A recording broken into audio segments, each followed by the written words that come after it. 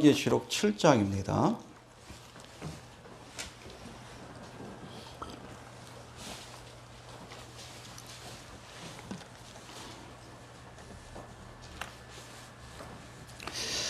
요한계시록 7장 1절부터 17절까지 한절씩 교독합니다.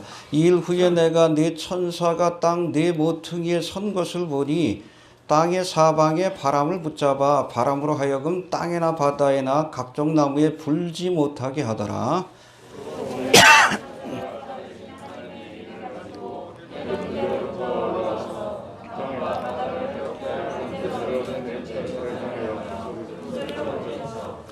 가로되 우리가 우리 하나님의 종들의 이마에 인치기까지 땅이나 바다나 나무나 해하지 말라 하더라.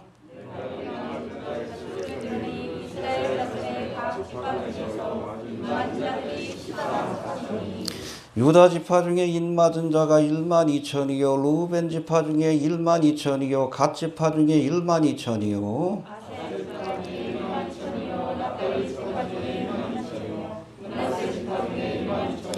시므온 지파 중에 12,000이요 레위 지파 중에 12,000이요 이사갈 중에 12,000이요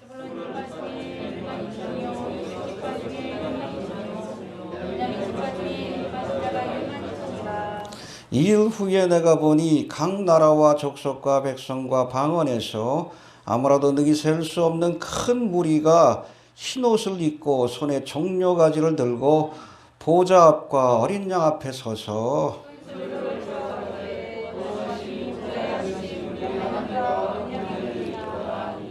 모든 천사가 보좌와 장로들과 네 생물의 주위에 섰다가 보좌 앞에 엎드려 얼굴을 대고 하나님께 경배하여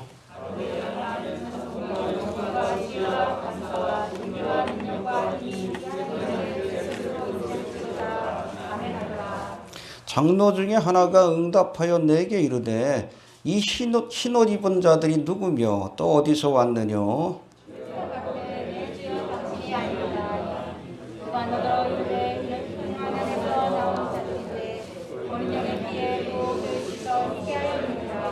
그러므로 그들이 하나님의 보좌 앞에 있고 또 그의 성전에서 밤낮 하나님을 섬김에 보좌에 앉으신 이가 그들 위에 장막을 치시리니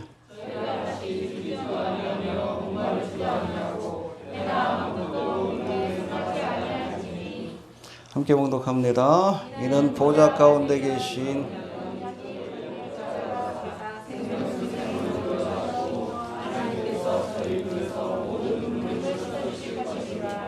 아멘.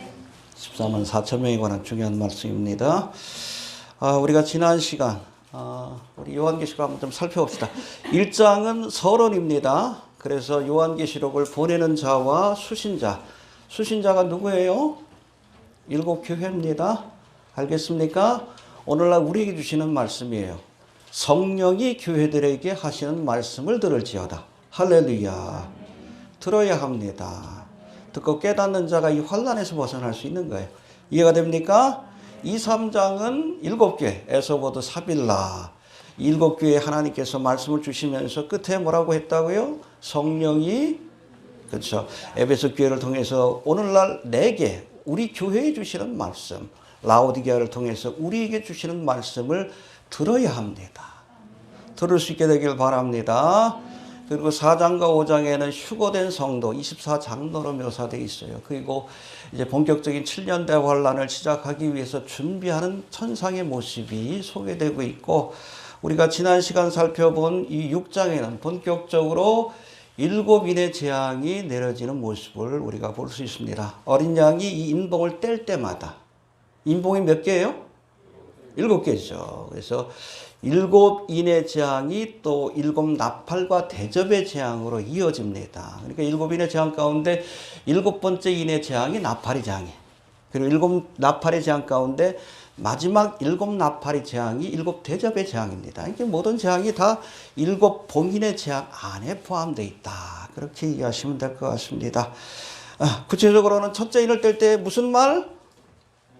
흰말이죠. 흰말을 탄 자. 누구예요? 저 그리스도예요. 예수는 그리스도. 재림하실 예수님의 모습을 닮아 있지만 아니에요. 속지 않길 바랍니다. 유사품에 속지 맙시다. 알겠습니까? 또 둘째 인을 뗄 때에 붉은 말, 그렇죠? 전쟁입니다. 적그리스도가 와서 이 땅에 평안을 줄 것 같이 사람들을 미혹하지만 곧바로 전쟁이 일어나게 되는 거예요. 참된 평안은 누가 주시는 거예요?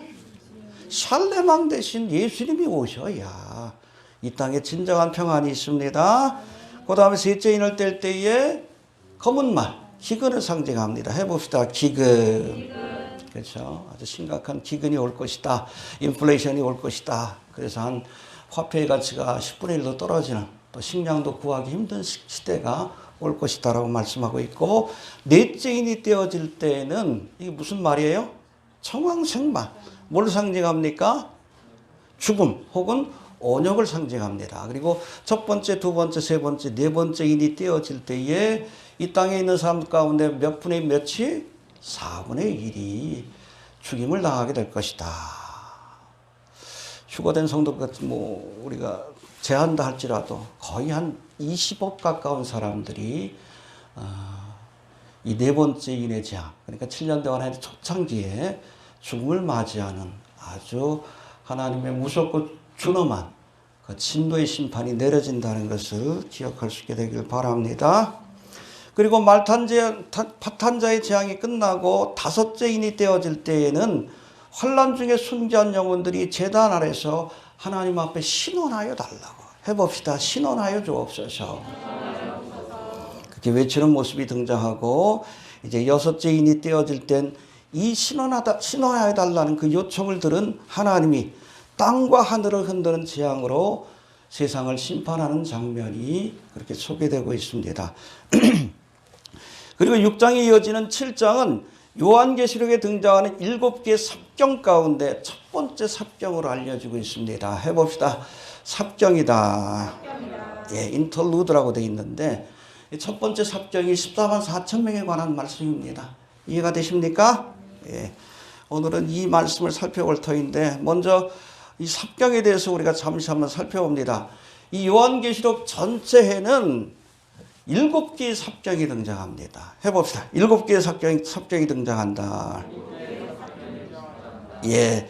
그래서 7인의 재앙에서 나팔의 재앙으로, 또 나팔의 재앙에서 대접의 재앙으로, 또 대접의 재앙이 끝나고 예수님이 지상 재림하기까지 7개의 삽경이 등장하게 되는데, 이거를 많은 요한계시록 주경가들은 삽경을 일컬어 우리가 요한계시록이란 어찌 보면 하나님의 예언의 과정을 보여주는 산을 향해 등산을 하는데, 잠깐 우리가 등산을 하다가 브레이크 타임을 갖는 것으로 표현합니다. 우리가 산을 오르다 보면 지치고 힘들고 또 배도 고프니까 잠깐 쉬죠. 쉬면서 뭐를 해요?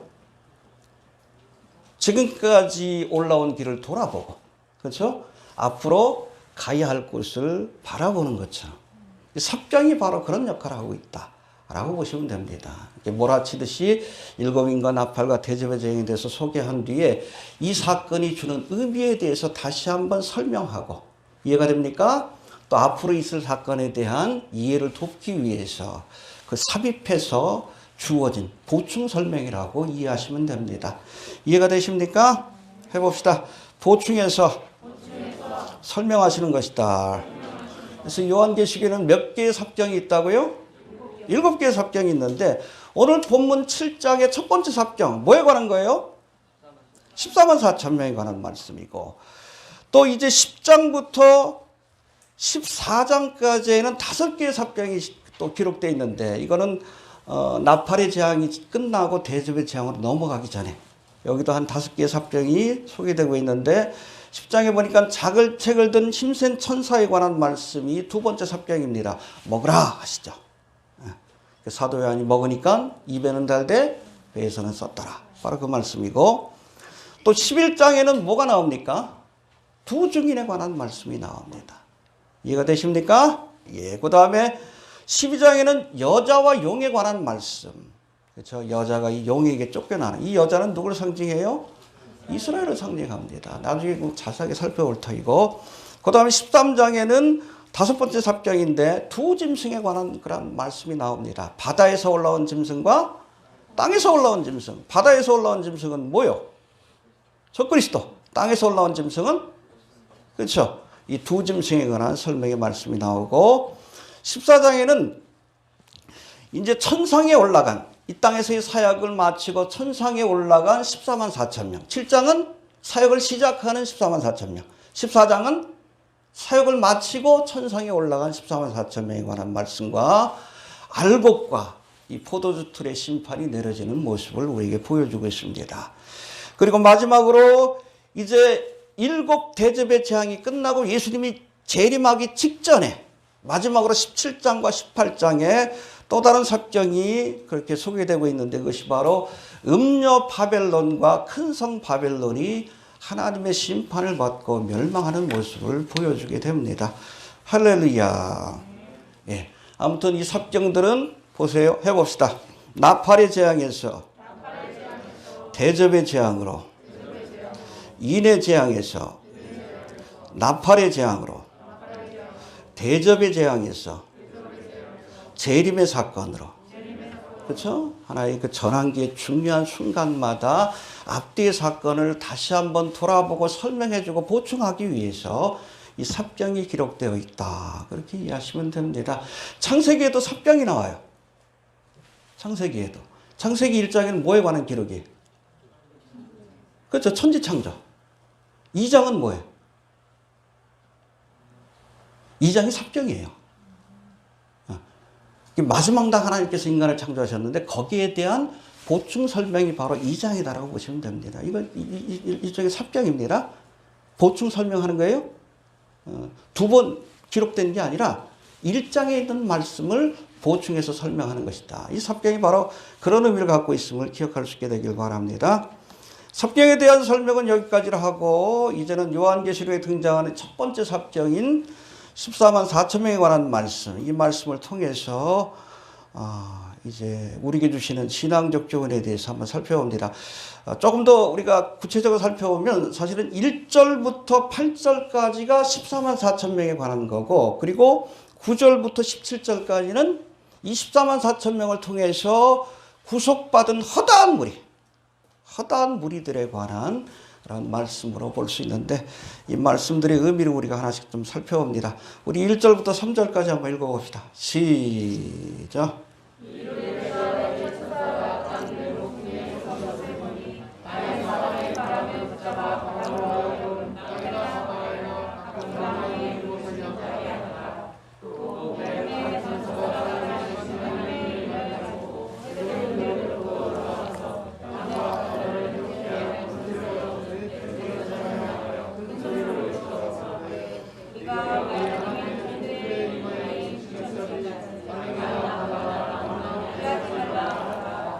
아멘. 예.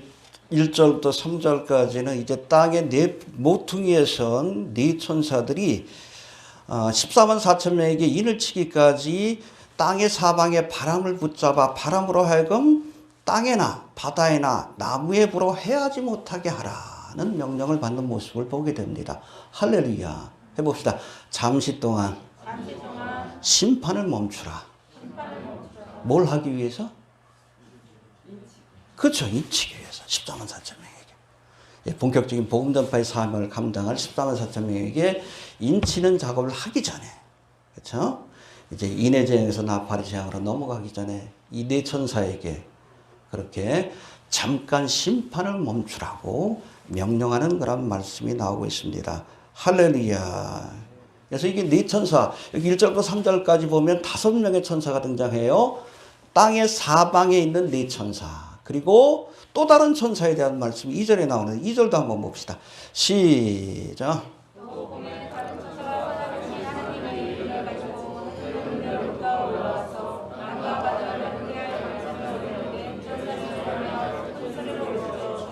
예, 땅의 네 모퉁이에 있는 이 네 천사는 심판을 가져오는 천사예요. 특별히 땅과 바다와 그리고 나무를 해하는 그런 권세를 가진 천사들입니다. 천사들이고 두 번째, 다섯 번째 천사는 어떤 천사예요? 하나님의 일을 가지고 14만 4천 명에게 인치는 권세를 가진 천사입니다. 할렐루야. 근데 일을 가진 이 천사가 이 네 명의 천사에게 잠시 심판을 보류해라. 잠시 심판을 보류해라. 할렐루야. 믿습니까? 잠시 재앙을 멈추고 7년 대환란 동안 선교의 사명을 감당할 14만 4천 명에게 인칠 시간을 주어라 라고 명령하는 것을 보게 됩니다. 7인의 재앙에서 7 나팔의 재앙으로 넘어가기 전에 이제 잠시 심판을 멈추시고 인류를 구원하기 위한 본격적인 하나님의 계획을 실행하는 모습을 보게 됩니다. 할렐루야.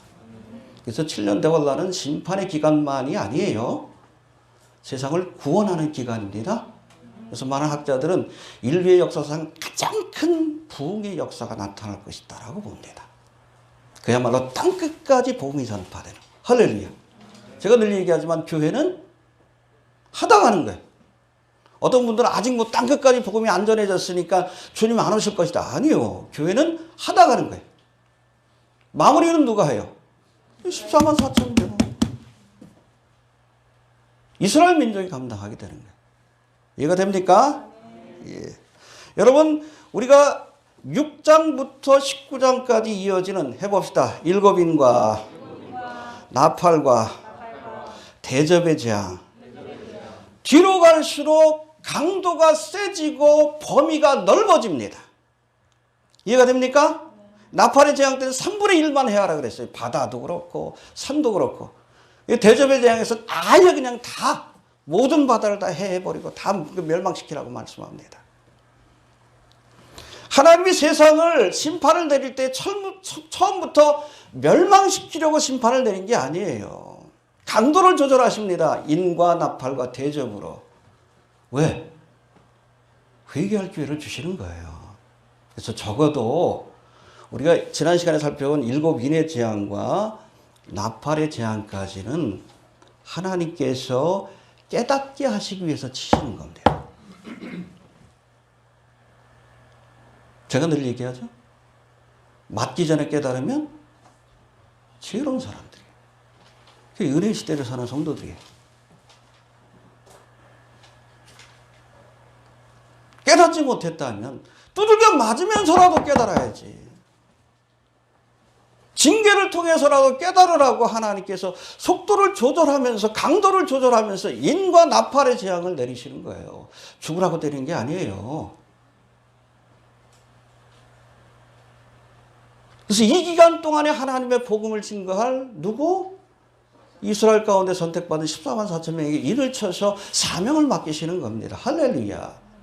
해봅시다. 맞으면서라도 깨달아야 한다.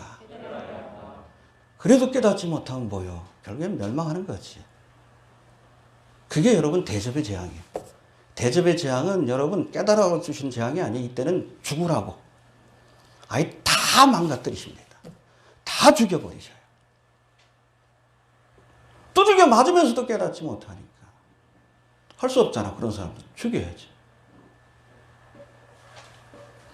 해봅시다. 심판의 와중에도 공의를 베푸신다.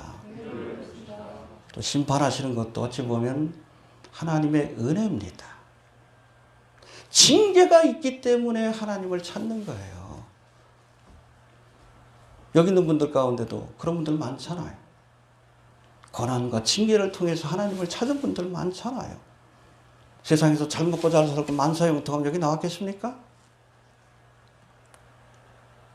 사랑하니까 징계하시는 겁니다. 적어도 7인과 나팔의 재앙은 죽으라고 치는 게 아니에요. 깨달으라고. 이제라도 회개하고 예수님을 만왕의 마음으로 받아들이라고 주님께서 저들을 징계하시고 징계의 와중에 14만 4천 명을 세워서 저들에게 복음을 들을 수 있는 기회를 허락하시는 겁니다. 할렐루야. 예. 이제는 14만 4천 명에 대해서 조금 더 우리가 살펴볼 터인데 첫 번째 24만 4천 명이 누구인가? 이거 철저하게 문자적으로 해석을 해야 합니다. 알겠습니까? 이 교회사를 보면 많은 이단들이 바로 24만 4천 명을 가지고 장난을 쳤어. 지네들이 14만 4천 명이래. 대표적인 이단이 어떤 이단이에요? 신천, 우리나라는 신천지고 미국에서는 여호와 증인.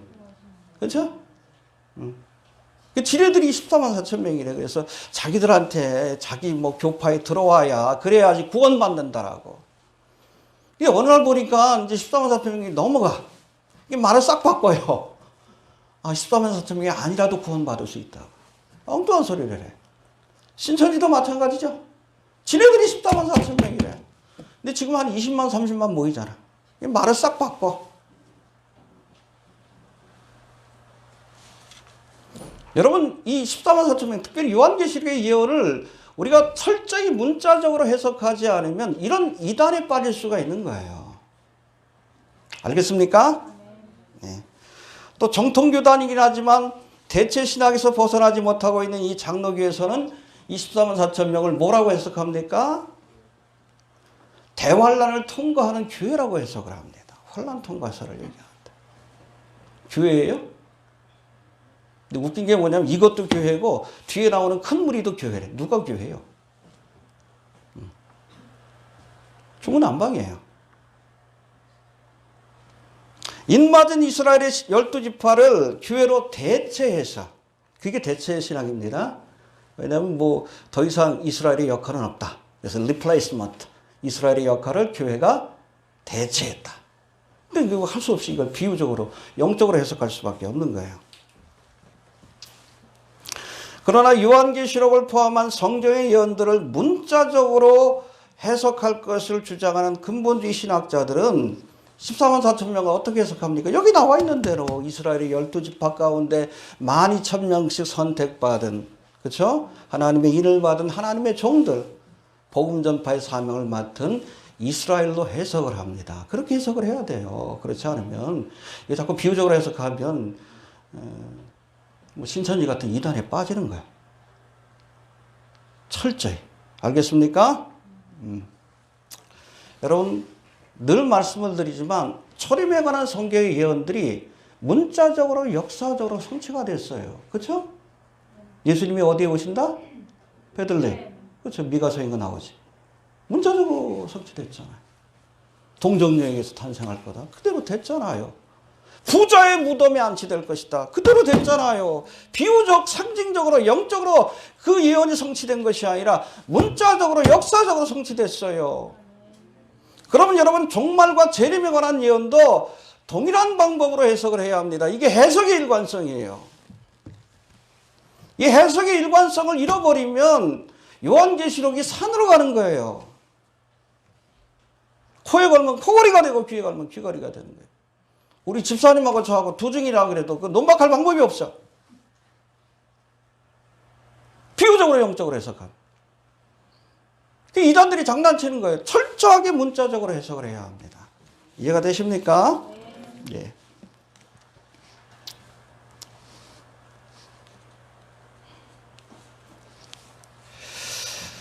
자, 오늘 본문에는 특별히 24만 4천 명이 이스라엘의 12지파에서 각기 몇 명씩? 12,000명씩. 그래서 곱하기 12하면 14만 4천 명이 됩니다. 예. 근데 많은 사람들은 아직 이스라엘에 12지파가 남아있는지에 대해서 의구심을 갖고 있는 분들이 계셔요. 그렇지 않습니까? 여러분, 우리가 이스라엘 역사를 보면 솔로몬이 죽은 뒤에 이스라엘이 남방왕국과 북방왕국으로 나눠지죠. 남유다와 북이스라엘. 그렇죠? 이 남방왕국은, 남유다는 뭐예요? 유다와 그 베냐민 지파가, 르호보암이, 솔로몬의 아들 르호보암이 그 나라를 뭐 건설한 건 아니고 그냥 유지한 것이고, 여로보암이 이스라엘의 10지파를 데리고, 북쪽에 있는 10지파를 데리고선 북이스라엘이라는 그런 나라를 건설하게 되는데, 이 나라가 200년 만에 결국에는 아수르에 의해서 멸망이 돼요. 많은 사람들이 이때 아수르에 의해서 이 북이스라엘이 멸망됐는데 그 10지파도 함께 사라진 것이 아니냐라고 이렇게 생각하는 분들이 계신데, 실제로 안 그렇다고 합니다. 남아있대요. 예. 솔로몬의 사후 이스라엘이 10지파를 데리고 북이스라엘 세운 여로보암이 북이스라엘 땅에 사는 이스라엘 백성들이 절기 때마다 하나님을 섬기기 위해서 예루살렘을 찾는 것을 방지하기 위해서 한 가지 조치를 취합니다. 그게 뭔가 하면 예루살렘 성전을 대체할 제단을 쌓아요. 어디에다? 이따가도 살펴보겠지만 단과 베델에다가. 들어보셨어요? 이스라엘 성지순례 가면 텔단이라고 있어요. 물이 굉장히 많이 나오는 곳인데 헤르몬 산에서 이렇게 녹은 물이 솟구치는 곳인데 요단강의 가장 큰 수원지입니다. 여기에 단지파가 살고 있던 본거지가 있는데 그 도시 이름이 단이에요. 그래서 텔단이라는 텔은 뭐 언덕이라는 뜻이에요. 여러 가지 유적지들이 쌓인 곳입니다. 그런 그곳에 아주 유명한 여러분 우상제단이 있습니다. 성전에 있는 번제단을 본뜬 제단이 있고 그 앞에 플랫폼을 만들어가지고 거기다 금송아지 우상을 세워놨어요. 이 여로보암이 한 짓이에요. 북쪽에는 단, 남쪽에는 베델에다가 똑같은 제단을 쌓아놓고 우상숭배의 길로 가게 돼요. 그러니까 이 일에 동조한 그 이스라엘 열지파도 있지만은 그 사실 때문에 북이스라엘에서 이제 남유다로 이주해 온 사람들이 있었다고 합니다. 이거 됩니까? 네, 그 사건 때문에. 아니다. 아무리 정치적으로 우리가 핍박을 받아도 어떻게 하나님을 향한 믿음을 이렇게 우리가 저버릴 수 있겠느냐. 믿음으로 인해서 그 당시에 남유다로 이주해 온 사람들이 있고, 그런가 하면 BC 721년에 이 북이스라엘이 아수르에서 멸망을 받게 되는데 이 당시에도 상당수의 북이스라엘 사람들이 열지파가 이스라엘로 이주를 해왔는데 특별히 예루살렘에다가 예루살렘 성벽 왼쪽에 있는 서편에 있는 그곳에다가 거주지를 만들어서 거기서 정착해서 살았다고 합니다. 히스기야 왕이 아예 성벽을 쌓아가지고 거기다 집을 지어주고 이주해 온 사람들이 북이스라엘에서 이주해 온 열지파의 사람들이 그곳에 살도록 배려를 해줬대요. 이스라엘 역사 속에서 열지파는 사라진 표가 아니에요. 지금도 남아있고 그 후손들이 지금도 있는 겁니다. 알겠습니까? 예. 4절에서는 이렇게 열지파 가운데서 선택받은 14만 4천 명에게 천사가 그 이마에 인을 쳤다라고 말씀합니다. 우리 4절 한번 다시 봅시다. 시작.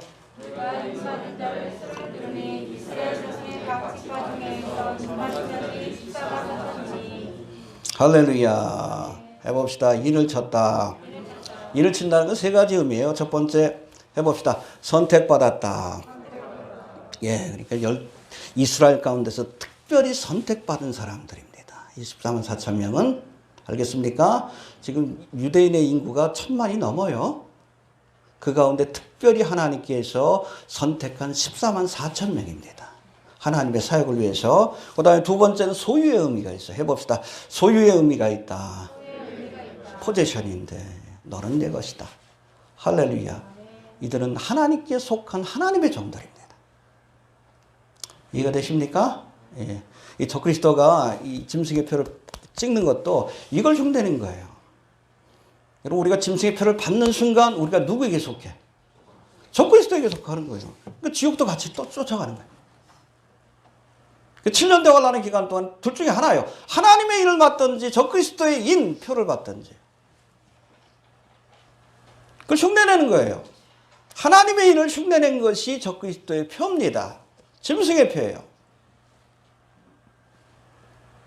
가장 누가 먼저 여러분 하나님의 인을 받는 거예요? 바로 14만 4천 명이.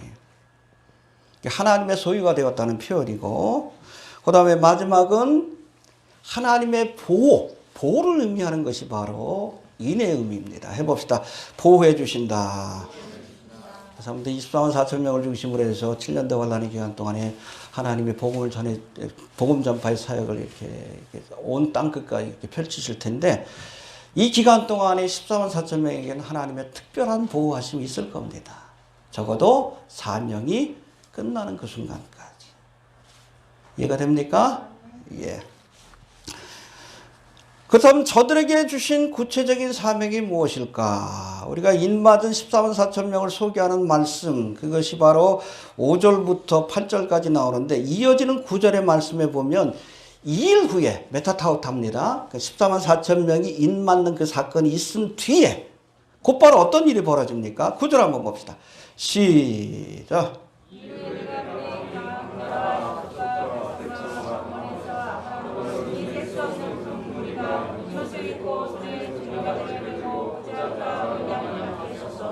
예, 그러니까 위에 말씀하고 연결되는 거예요. 2일 후에 14만 4천 명이 인맞은 후에 수많은 사람들, 이방인들 가운데서 수많은 사람들이 주님 앞에 돌아오는 역사가 나타났어요. 이들에게 주어진 사명이 뭐예요? 선교의 사명이에요. 누구를 대신해서? 떠나간 교회를 대신해서. 로마서 11장에 나오잖아요. 지금까지 돌감람나무 가진 교회를 통해서 선교의 열매를 맺었는데 교회가 떠나갔잖아요. 떠나간 자리에 참감나무 가지 이스라엘을 통해서 하나님께서 선교적 열매를 맺습니다. 언제? 7년 대환란 때. 그 중심에 누가 있는 거예요? 14만 4천 명이 있다라고 이해하시면 됩니다. 알겠습니까? 근데 한 가지 흥미로운 것은 이 12지파 이름이 쭉 소개되고 있는데 우리 5절부터 8절까지 나오는데 빠진 지파가 있어요. 무슨 지파가 빠졌습니까? 단 지파하고 에브라임 지파가 빠졌어요. 희한하죠?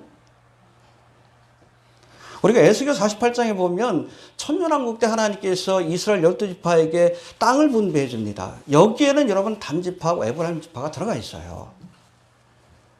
근데 여기 보면 단 지파는 아예 빠져 있고 에브라임 지파는 에브라임이라는 이름을 못 쓰게 해.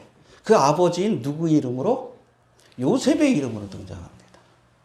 요셉의 두 아들이 누구예요? 에브라임과 므낫세. 므낫세 이름은 등장해요. 근데 에브라임의 이름은 요셉 이름으로 대체해서 나옵니다. 왜 그랬을까? 이 단지파와 에브라임 지파가 바로 우상숭배의 죄와 연관된 그런 지파예요. 단지파의 중심지인 텔단에 뭐가 있다고요? 금송아지 우상. 이스라엘을 우상 숭배의 길로 이끌었던 지파가 바로 단지파입니다. 그리고 북이스라엘 창건했던 이 여로보암이 에브라임 지파예요.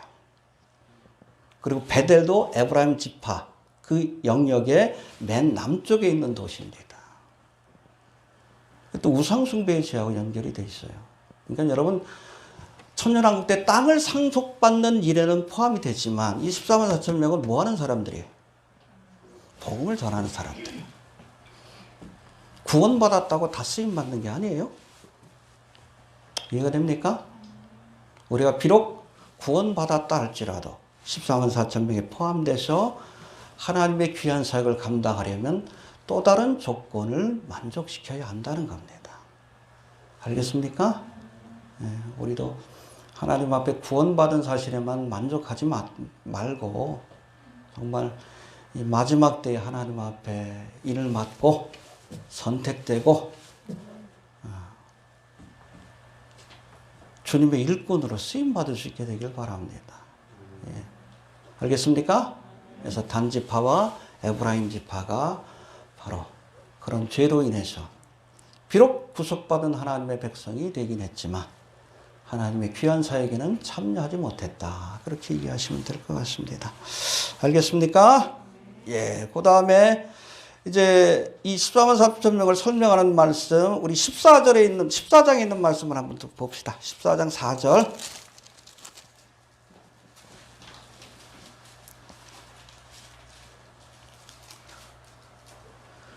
시작.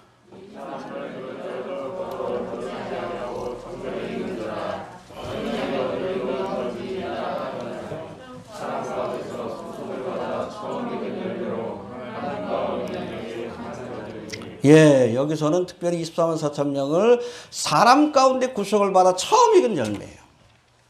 이들이 이스라엘 가운데 처음으로 구속받은 사람들입니다. First fruit. 할렐루야. 저희 집에도 무화과 나무가 있어요. 근데 이 무화과 나무가 봄부터 이렇게 가지가 연해지고 잎이 나고 그리고는 조그만 열매가 이렇게 맺히기 시작해요. 이게 좀 자라다가 8월 말쯤이면 하나씩 익기 시작합니다. 그게 첫 열매예요. 요만해졌다가 갑자기 커지다가 빨개져 가지고 이게 벌어지려고 합니다. 그게 익은 거예요. 이게 첫 열매입니다. 근데 이 첫 열매가 나오고 나면 줄줄이 나와요. 열매가. 언제까지? 서리가 내릴 때까지. 오늘 아침에도 많이 땄어요. 이 처음 열매라는 것은 이걸로 끝나는 게 아니에요. 14만 4천 명으로 끝나는 게 아니에요. 줄줄이 이들을 시작으로 해서 이제 온 이스라엘이 하나님 앞에 돌아오는 역사가 나타날 것임을 보여주고 있는 겁니다. 할렐루야. 해봅시다. 첫 열매다. 그래서 여러분 신구약 성경에 보면 이 마지막 때가 되면 이스라엘이 민족적으로 회개하여 하나님의 사명을 감당할 것을 예언한 말씀이 나와요. 대표적인 것이 바로 스가랴 12장이고 에스겔 37장이고 로마서 11장인데 스가랴 12장 10절에 보니까 내가 다윗의 집과 예루살렘 거민에게 은총과 간구하는 심령을 부어주리니 마지막 때 회개하는 심령을 부어주는 겁니다. 그들이 그 찌른 바 그를 바라보고, 그렇죠? 2000년 전에 그들이 십자가 못 박고 창으로 찔렀던 예수님을 바라보면서 그를 위하여 애통하기를 독자를 위하여 애통하듯 하며 그를 위하여 통곡하기를 장자를 위하여 통곡하듯 하리로다. 할렐루야. 7년 대환란의 기간 동안에 민족적으로 회개한다는 거예요. 예수님이 메시아라는 사실을 깨닫고. 그 첫 열매가 누구요? 14만 4천 명이에요. 또 에스겔서 37장에 보니까 마른 뼈의 완상에 관한 말씀. 이거 이스라엘 회복에 관한 말씀이에요. 마른 뼈가 서로 상합하더니 탁 붙더니 그 다음에 살과 가죽이 덮여. 사람의 모양 갖췄는데 뭐가 없어? 생기가 없어. 생기가. 지금 이스라엘의 모습이 그래요. 그렇죠? 1945년 5월 14일 고토로 돌아가 나라를 재건했지만 그래서 국가의 모습, 이스라엘의 모습은 갖췄지만 뭐가 없어? 생기가 없어요. 영적으로 회복되어야 합니다. 언제? 7년 대환란. 한일의 사건 때. 그 출발점이 어디요? 14만 4천 명입니다. 할렐루야. 또 로마서 11장 24절 26절에 보면 이것도 여러분 이스라엘의 회복에 관한 말씀이 로마서 11장에 나와 있는데 형제들아 너희가 스스로 지 땀 흘면 기위하여 이 비밀을 너희가 모르기를 내가 원치 아니하노니 이 비밀은 이방인의 충만한 수가 들어오기까지 이스라엘의 덜어는 완악하게 된 것이다. 그렇죠? 그때까지 완악해진 것이다. 그리하여 그 뒤에는 온 이스라엘이 구원을 얻으리라. 할렐루야. 이스라엘이 민족적으로 회개하고 구원받을 것을 말씀합니다. 사도 바울이 이방인의 사도지만 이스라엘이 회복될 것을 바라봤어요. 그래서 로마서 10장 11장은 여러분 이스라엘 회복에 관한 말씀이에요. 언제 이루어집니까? 7년 대환란 때. 그 첫 열매가 14만 4천 명이라는 뜻이에요. 이해가 되시죠? 예. 그 다음에 9절부터 14절까지는 허다한 무리에 관한 말씀인데 우리 9절 한번 읽어봅시다. 9절 시작.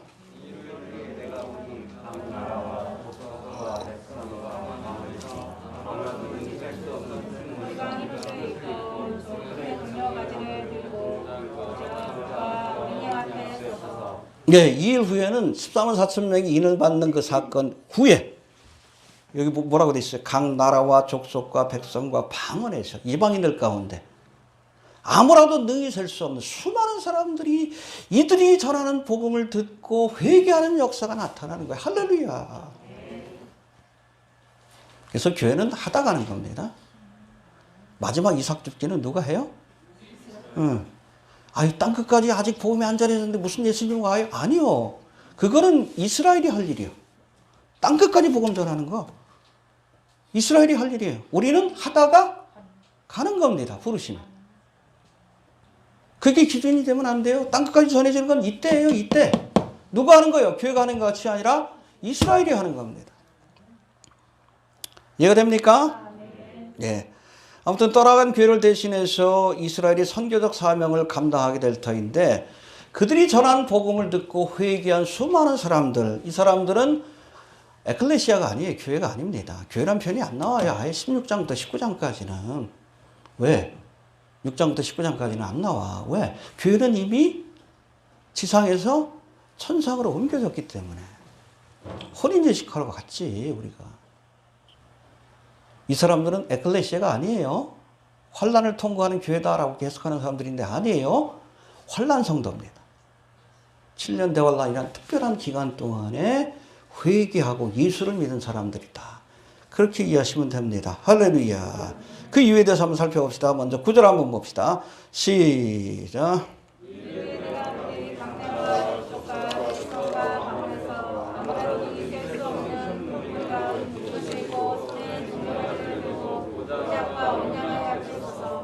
예, 흰 옷을 입고 종려가지를 들고 어린 양 앞에서 찬양하는 모습. 이것만 보면 휴고된 교회 같다는 생각이 들 수도 있어요. 그러나 이어지는 말씀, 이 큰 무리를 설명하시는 말씀, 특별히 14절의 말씀을 보면 이들이 2000년 교회 역사 속에서 순교한 자들이 아니라 7년 대환란이라는 특별한 기간 동안에 순교한 성도들이라는 것을, 예수를 믿고 순교의 자리에 올라온 성도들이라는 것을 우리가 알 수 있습니다. 우리 14절 한번 봅시다. 시작.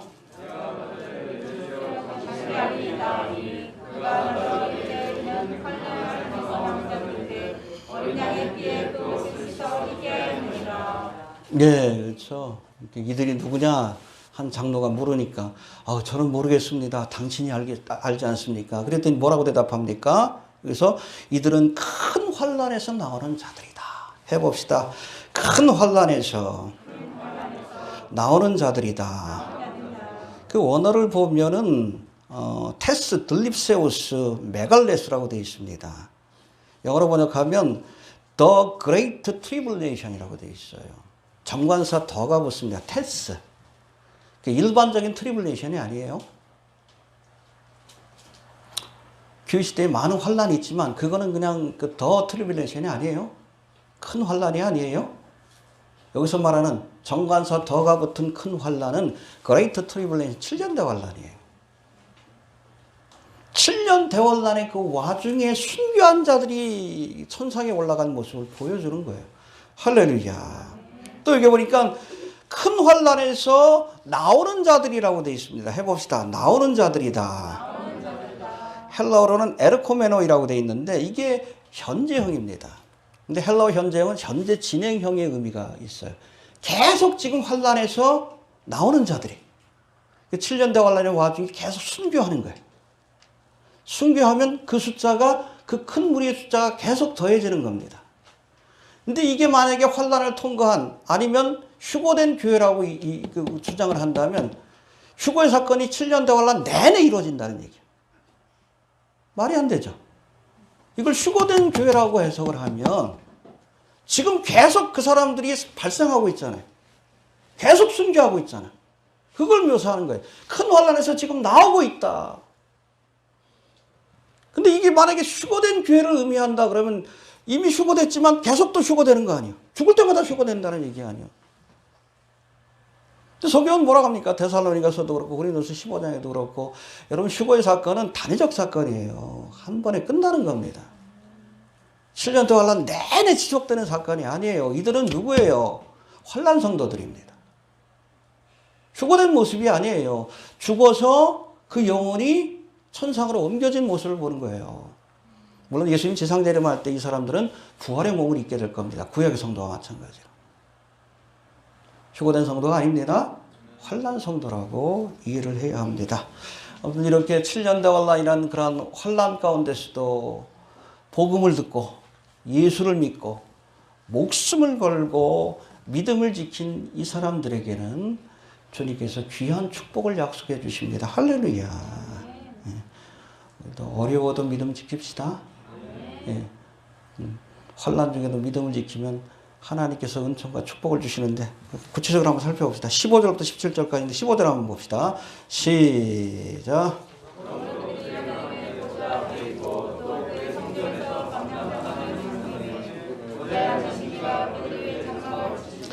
예, 세 가지 은총을 약속합니다. 하나님의 보좌 앞에 서게 될 것이다. 할렐루야. 우리가 구약의 성막을 연구해 본 분들은 아시지만 하나님의 보좌, 이게 바로 지성소에 있는 은혜의 보좌입니다. 그 앞에 선다는 것이 얼마나 두렵고 어려운 일인지 몰라요. 이스라엘 백성들 가운데서 누구만 거기 갈 수 있어요? 대제사장님. 그것도 아무 때나 가는 게 아니에요. 지금 대속죄일이 지금 얼마 안 남은 것 같은데, 1년에 딱 한 번 대속죄일 때 어린 양의 피를 가지고 갈 수 있는 것이 은혜의 보좌, 하나님의 보좌가 있는 것이에요. 그런 특별한 은총을 저들에게 주시겠다라고 약속한 겁니다. 할렐루야. 어려워도 믿음을 지키면 우리가 하나님의 보좌 앞에 서게 될 겁니다. 하나님을 뵙게 될 겁니다. 또 두 번째 보니까 보좌 앞에 있고 또 그의 성전에서 밤낮으로 하나님을 섬기며 할렐루야. 이게 제사장들이죠.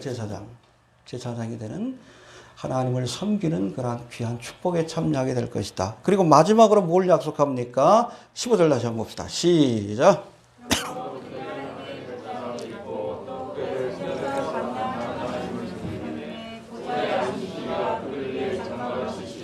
할렐루야.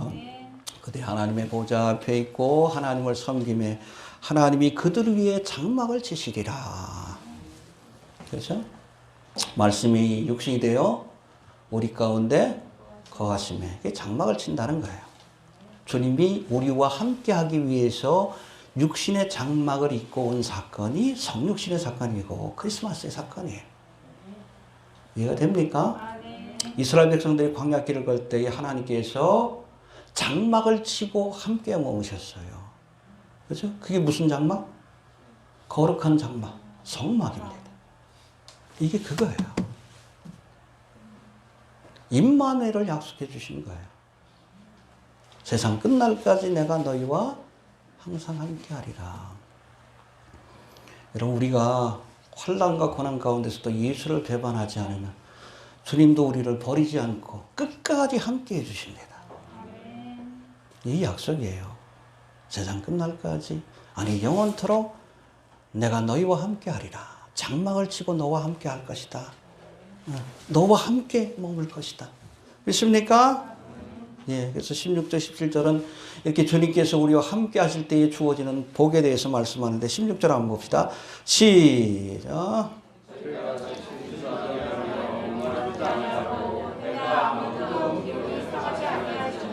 그렇죠. 이스라엘 백성들이 이제 광야길을 걸을 때에 하나님께서 배가 고플 땐 뭘 내려주셨어요? 줄이지 않도록 만나를. 목이 마를 때는 반석에서 생수를 내어주시고 할렐루야. 그리고 낮에 해가, 밤에 달이 상치 않도록 구름 기둥, 불 기둥으로 함께 해주신 것처럼 늘 함께 하면서 우리를 부족함이 없도록 그렇게 지켜주실 줄로 그렇게 믿습니다. 그리고 17절도 봅시다. 시작.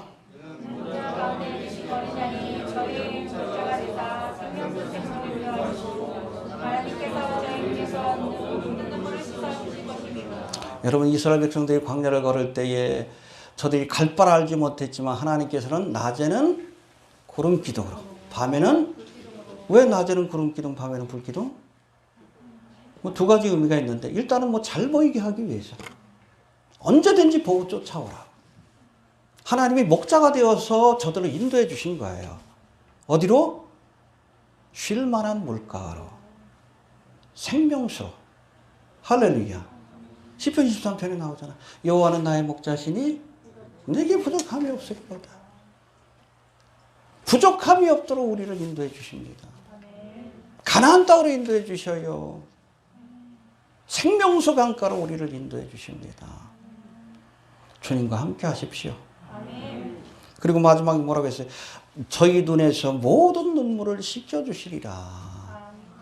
여러분, 7년대 환난의 와중에 예수를 믿고 믿음을 지키는 게 얼마나 힘든 일이요. 얼마나 기가 막힌 일들을 겪었겠어요. 얼마나 억울한 일을 겪었겠습니까? 아마 믿음을 지키다가 식구들한테 그렇게 배신을 당해서 그냥 목 잘려가지고 온 사람도 있을 거예요. 그 눈물을 씻겨주신 거예요. 애통해 하는 자에게 복이 있나니 저희가 위로를 받을 것이며 할렐루야. 어려워도 믿음을 지킵시다. 주님께서 함께 하시면서 일해 주실 겁니다. 예. 정리합니다. 그리고 기억할 것은 7년대 환난은 심판만 내리는 기간이 아니라 마지막 주시는 구원의 기간이요, 은혜의 시대입니다. 어찌 보면. 왜 징계하십니까? 사랑하니까 징계하는 거예요. 맞으면서라도 깨달으라고. 마지막 여러분, 대접의 재앙으로 멸하시기 전에 일곱인과 나팔의 재앙으로 속도를 조절하면서 강도를 조절하면서 하나님이 치시는 거예요. 한편으로는 채찍질하면서 한편으로는 14만 4천 명을 택하여 복음을 전파하게 하십니다. 징계의 목적이 분명하잖아요. 사랑하니까 징계해 주시는 거예요. 듣고 깨달으면 좋겠는데 아무튼 여기 계신 분들처럼 그게 안 되면 좀 두들겨 맞으면서라도 깨달으라고 강도를 조절하면서 주님께서 마지막까지도 여러분 회개할 기회를 주시는 거예요. 그래도 깨닫지 못하면 7 대접의 재앙이야. 멸망이에요. 아무튼 어렵고 힘들어도 믿음을 지킵시다. 네. 뭐 우리가 7년 대환란 가운데 믿음 생활하는 건 아니잖아요. 은혜의 시대입니다. 뭐 예수 믿는다는 이유 때문에 우리가 욕을 먹기도 하고 핍박을 받기도 하지만 우리가 초대교회 성도들, 환난 성도들을 생각하면 우리는 얼마나 은혜 가운데 예수 믿는 거예요. 불평하지 맙시다. 어렵고 힘들어도 믿음을 지킨 자에게 주님께서 임마누엘의 복을 주십니다. 함께해 주실 겁니다. 네, 영원히 주님의 보좌에서 하나님을 아련하면서 주님이 우리의 목자가 되어 주셔서 필요를 채워주시고 갈 길에 인도해 주시고 우리의 눈에서 눈물을 씻겨 주실 줄로 그렇게 믿습니다. 끝까지 우리가 믿음 생활 열심히 합시다. 할렐루야. 네, 남겨지지 맙시다. 그러나 우리가 꼭 기억할 것은 환난 가운데도 하나님의 긍휼이 있고 환난도 어찌 보면 하나님의 은혜라는 것 꼭 기억할 수 있게 되길 바랍니다. 알겠습니까?